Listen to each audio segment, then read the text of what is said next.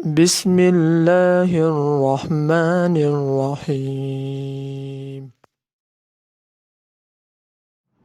Assalamu alaikum students, how are you students? I hope you fine and safe. It's your physics lecture of standard 8 on the behalf of Leeds Grammar School. Inshallah you will learn and enjoy this video. Students, from your notes, chapter number 1, exercise short questions. First we have, what is the difference between base quantities and derived quantities? Give example in each case.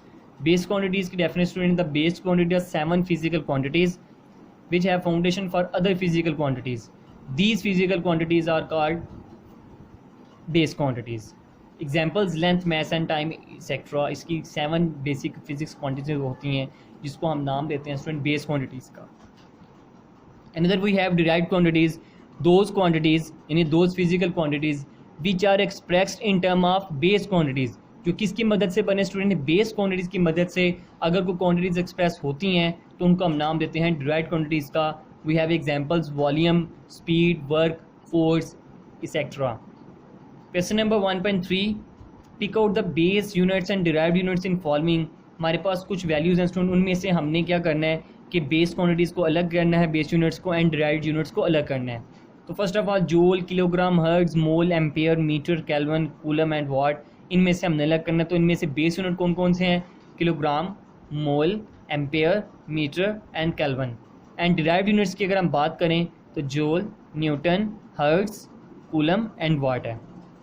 Question number 1.4 की अगर हम बात करें students तो उसमें कुछ values हैं जिनमें से हमने बेस क्वांटिटीज़ को स्टूडेंट हम लोगों ने फाइंड आउट करना है.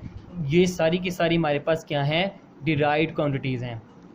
तो वी हैव स्टूडेंट्स, अगर हम बात करें तो इसमें जब हम देखें तो फर्स्ट ऑफ ऑल अगर हम बात कर रहे हैं तो इसमें सबसे पहले स्टूडेंट जो है वो है speed. Speed is equal to, उसकी डेफिनेशन के मुताबिक distance over time is equal to length over time. हम बात करें डिस्टेंस तो डिस्टेंस का मतलब होता है लेंथ एंड टाइम. तो बेस क्वांटिटीज़ की अगर हम यहाँ पे बात करें तो आंसर में क्या होगा कि so length and time are base quantities. ये दोनों किस में आ जाती हैं? बेस क्वांटिटीज़ में. हम बात करें स्टूडेंट वॉल्यूम की तो वॉल्यूम की डेफिनेशन के मुताबिक length into width into height. तो ये स्टूडेंट तीनों values length, width and height are base quantities होते हैं. थर्ड वैल्यू स्टूडेंट हमारे पास है फोर्स. फोर्स का मतलब क्या है? तो फोर्स में जब हम देखें तो इसकी इक्वेशन से हमें फाइंड आउट कर सकते हैं फिर इक्वल टू एम ए.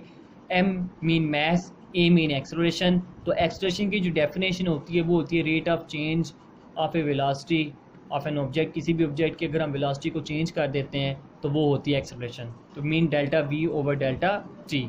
तो डेफिनेटली वेलोसिटी की अगर हम एक्सप्लेन करें तो वो होती है डिस्प्लेसमेंट ओवर टाइम. तो स्टूडेंट यहाँ पे मैस, लेंथ एंड टाइम और बेस क्वांटिटी सारी की सारी क्या कहलाती हैं?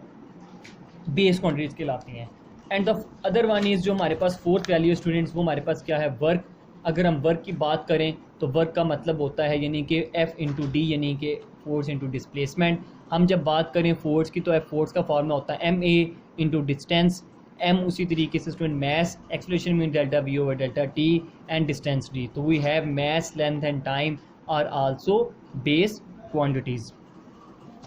And we have student question number 1.5 में अगर हम बात करें तो estimate your age in second. हम अपनी एज को स्टूडेंट सेकेंड में मेजर कैसे कर सकते हैं? सो वी हैव स्टूडेंट्स ये solutions. First of all let us consider my age is 16 years 1 month and 3 days. यानी कि मेरी जो एज है वो कितनी है? 16 साल 1 माह और 3 दिन है. तो 1 ईयर स्टूडेंट हम जानते हैं कि इसकी इक्वल होता है 365 डेज़. 1 month has 30 days. तो जब हम टोटल करेंगे स्टूडेंट इसको तो 16 years into 1 month into 3 days is equal to 16 into 365. यानी कि 1 ईयर के अंदर इतने डेज़ होते हैं तो 16 ईयर्स के अंदर 16 इंटू 365 डेज़ होंगे. प्लस हम कर रहे हैं कि इसको 1 मंथ को एंड 3 डेज़ को. तो we have calculated it 5840 plus 30 plus 3. जब हम इनको ऐड करेंगे तो student 5873 days and 1 day will be equal 24 hour. तो डेफिनेटली इसको हम मल्टीप्लाई करेंगे तो 140952 आवर्स हमारे पास वैल्यू फाइंड आउट हो जाएगी. And 1 hour will be equal to 60 minutes and 1 minute will be equal to 60 seconds. तो definitely we have 1 hour into 60 into 60 seconds जब मल्टीप्लाई करेंगे तो आंसर होगा 507424200 सेकेंड्स। तो यहाँ पे जब हम इसको इतनी बड़ी वैल्यू इसको स्टूडेंट हम एज अ साइंटिफिक फॉर्म में इसको कन्वर्ट कर सकते हैं। तो साइंटिफिक फॉर्म में कन्वर्ट करने के लिए फ़र्स्ट वैल्यू के बाद स्टूडेंट हमें क्या करना होगा, वहाँ पे पॉइंट इंसर्ट करना होगा। तो जिसका आंसर होगा 5.07 इंटू 10⁸ सेकेंड्स। इन स्टूडेंट्स क्वेश्चंस को आप लोगों ने लर्न भी करना है, राइट भी करना है एज अ टेस्ट फॉर्म के अंदर। स्टे होम, स्टे सेफ, अल्लाह हाफिज़।